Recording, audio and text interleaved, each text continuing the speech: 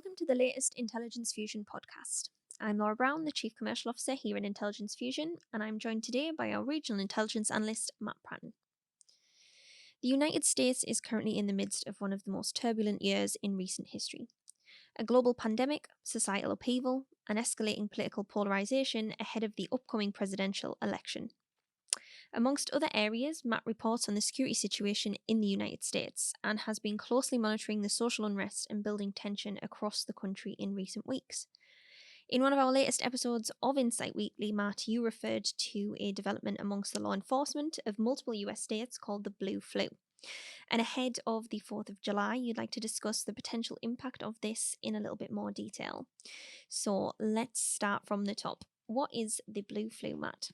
So the Blue Flu is a nickname referring to the recent reaction of numerous Atlanta Police Department officers in the wake of Officer Garrett Rolfe's treatment by the Atlanta District Attorney.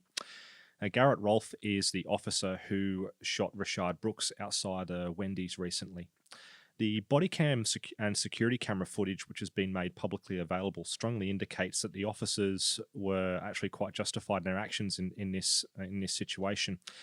In a way, the footage sets a case defending Officer Rolfe's actions in just as a compelling format as the video relating to George Floyd's death condemns Officer Derek Chauvin. Yet, Officer Rolfe has been charged with murder nonetheless. Now, Atlanta police officers, reportedly just over 170 of them, began to conduct a protest action where they called in sick just before their shift was scheduled to begin. There were indications that some officers even refused to respond to calls or even resigning completely, given that the charging of Officer Rolfe could very well be deemed as abject betrayal of the Atlanta PD by the city. It's a way for officers to unofficially go on strike, since it can be illegal for police to walk off the job regardless of their grievance. Now, this is actually not the first time police officers have conducted a Blue Flu style of protest. Police strikes in the USA can go as far back as 1919, but the first instance of the Blue Flu I've been able to find was back in 1971, where NYPD officers called in sick as a way of protesting pay and conditions. And another incident I've come across was in Milwaukee back in 1981, where they carried out a Blue Flu strike following the shooting of two police officers and their perception of insensitivity towards their deaths by city officials. Now, up until now, the majority of Blue Flu strikes had been for a variety of reasons, but the incident in Atlanta would appear to be police officers expressing their contempt towards city officials and Black Lives Matter inspired attitudes from the wider public over the treatment of Officer Rolfe. Essentially, many of them have just decided that enough is enough and the general public can fend for themselves without the police. But the Blue Flu isn't just isolated to Atlanta, of course. As mentioned last week, we've logged what appears to be a plan by an unknown number of NYPD officers to have the Blue Flu on July 4, 2020, Independence Day, reportedly beginning at approximately 1500 hours. NYPD officers now appear to have had enough of how they're being treated by city officials and the increasingly accepted rhetoric of BLM and its supporters. In a way, they're deciding to call everyone's bluff.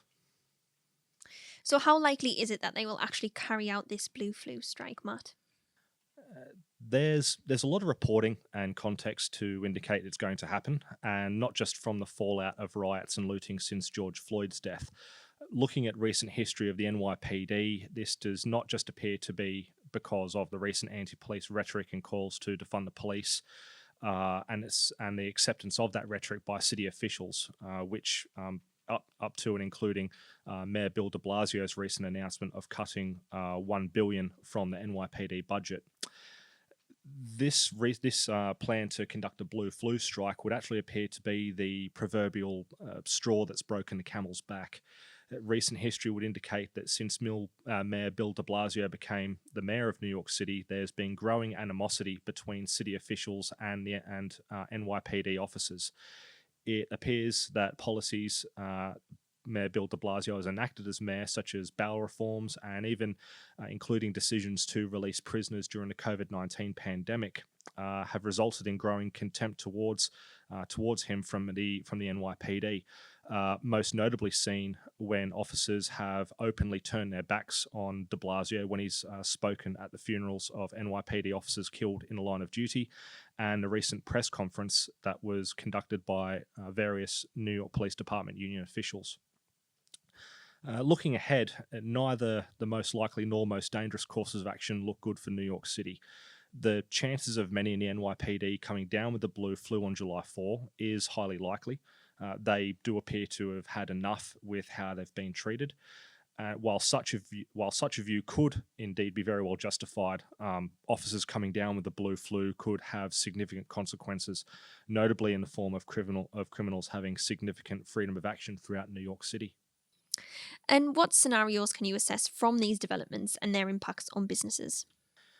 In both cases, it won't just be businesses who are affected, but that is not to say that the impact on them is insignificant.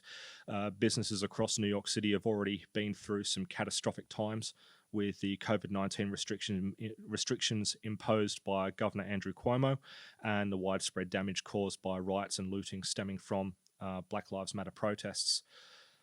The most likely course of action I've been able to assess at the moment is that NYPD officers will carry out a limited blue flu strike for the purpose of making a point rather than giving up on the city completely. Likely no longer duration than 48 hours. While NYPD officers have a lot to feel rightly betrayed about, many of them will be very cognizant of how catastrophic the effects will be of walking off the job completely. While their lack of presence will just show how necessary they are, the National Guard can be called in by the city to take their place. And furthermore, strike action for more than 48 hours will likely begin to justify recent anti-police rhetoric by BLM and supporters. So for about 48 hours, it would sort of prove that, make the point they're trying to put across. But if they go further than that, that would actually start to turn around and, for lack of a better phrase, they'd be kind of shooting themselves in the foot there. Combined with the strike being scheduled for July 4, there is a chance that many New Yorkers, like the rest of the country, will be keen on marking Independence Day. So a lot of people will be just keen on just celebrating the day rather than anything else.